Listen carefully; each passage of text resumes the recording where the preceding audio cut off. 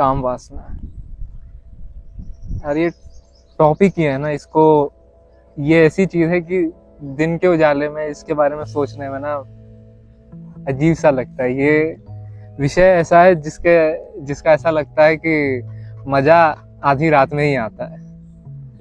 लेकिन ये किताब बड़ी इंटरेस्टिंग दिखी मुझे। तो काम वासना है, ऊपर ये तितली है और इसका डिजाइन बना रखा है, जाने क्या रिलेशन। लेकिन जब इस किताब को पढ़ना चालू किया ना, तो जो अपनी काम वासना है उससे आंखें चार करने का की थोड़ी सी हिम्मत आई।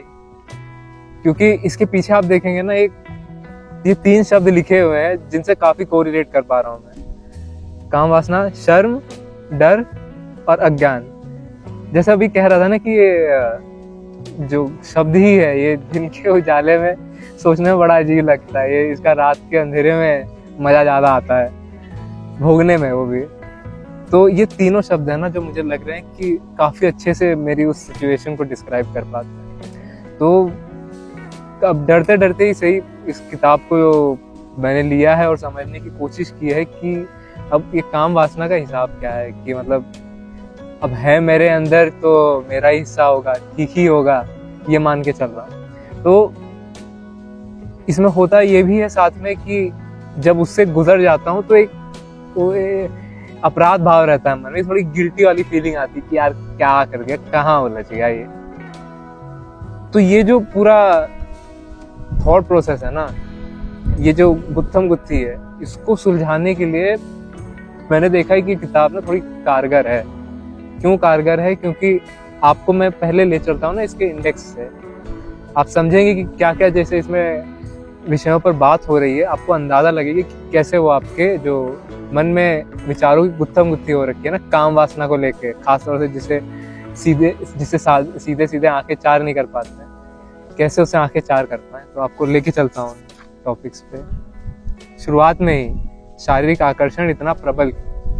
तो अब एक चीज समझिए कि हमारा जो शरीर आया हुआ है ये भी हमारे माता पिता से ही आया हुआ है ना, और उनका भी उनके। तो एक पूरी प्रक्रिया चली है, एक पूरा वो प्रोसेस है प्रकृति का, जो चाहती है कि फिर 2 इंसान या एक जाति के 2 जीव एक दूसरे से मिले और फिर अपनी संतानें उत्पन्न करें, ताकि प्रकृति की पूरी प्रक्रिया चलती रहे। तो ये जो शुरुआती चैप्टर है ना, यहाँ पर ये बेसलाइन एक तरीके से रखा जा रहा है कि आप समझो इस चीज को कि वो जो काम वासना भी है ना, उसका फंक्शन क्या, वो है क्यों आपके अंदर। सही गलत की बात नहीं है क्यों आपके अंदर। फिर स्त्री शरीर का आकर्षण इतना हावी क्यों है। क्या सेक्स का कोई विकल्प है जो मन को शांत रख सके? क्योंकि काम वासना है तो अब गिल्ट वाली फीलिंग भी होती है। तब एक तो बात है समझना, फिर उसके बाद जब ये चढ़ी आती है दिमाग पे ही, तो क्या कोई विकल्प है, क्या कोई बेहतर चीज है उससे करने के लिए। तो वो इस चैप्टर में कवर होते हैं। फिर उसके बाद एक इंटरेस्टिंग चैप्टर ये रहा कि सेक्स और मौत में क्या संबंध है, और मुक्ति का पहला चरण, शरीर का सहज स्वीकार।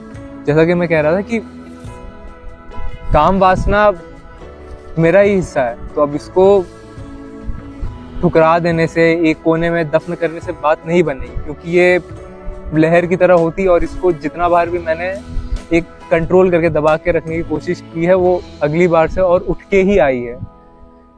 तो बेहतर है कि इसको समझ लूं और जानूं कि ये है क्यों। तो ये चैप्टर भी काफी उस लिहाज से इंटरेस्टिंग है। फिर एक जो काफी कॉमन टर्म आता है जब काम वासना की बात आती है, तो उसके साथ हम एक तरीके से कहें कि हैंड इन हैंड चलता है, वो है ब्रह्मचर्य। एक छोर पे तो होता है आपका कि आप काम वासना में एकदम नहाए हुए हैं, सरोबार हैं उससे, और दूसरा छोर फिर जो हम देखते हैं अपने आसपास है ब्रह्मचर्य की, एकदम बस उसको काट दो, स्त्रियों से संबंध उनकी तरफ देखना भी नहीं है, मुंह फेर के बात भी करेंगे तो नजरें नीचे झुका के।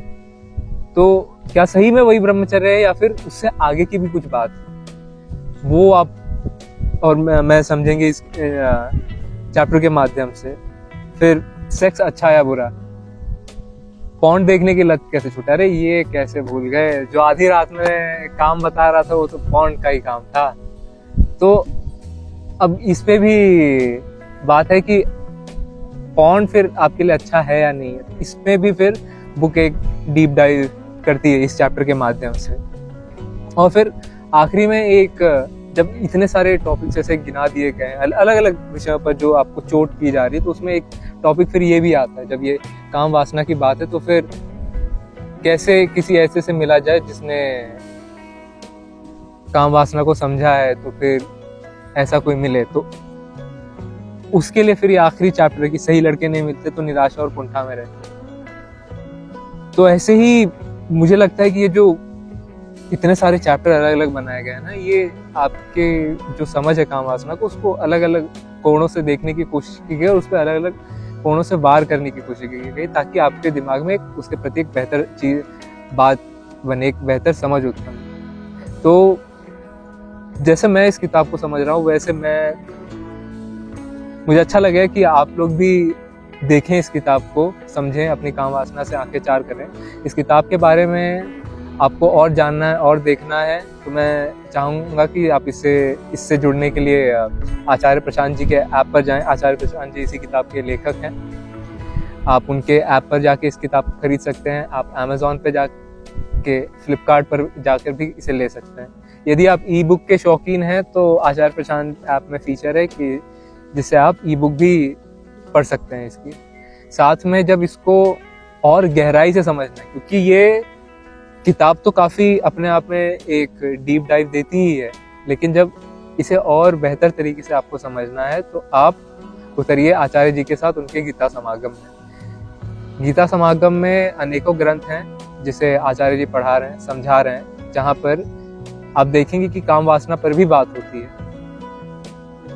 आचार्य जी हमें श्रीमद् भगवत गीता, अष्टावक्र गीता, कबीर, रूमी, अनेकों ऐसे आचार्य हैं, ग्रंथ हैं जिनके बारे में समझाते हैं और बताते हैं। तो आप आइए, जानिए, समझिए, आंखें चार कीजिए, समझ में आएगा। कम से कम जो लज्जा है ना काम वासना के प्रति, वो हटेगी और आप देख पाएंगे कि इसके आगे क्या है। धन्यवाद।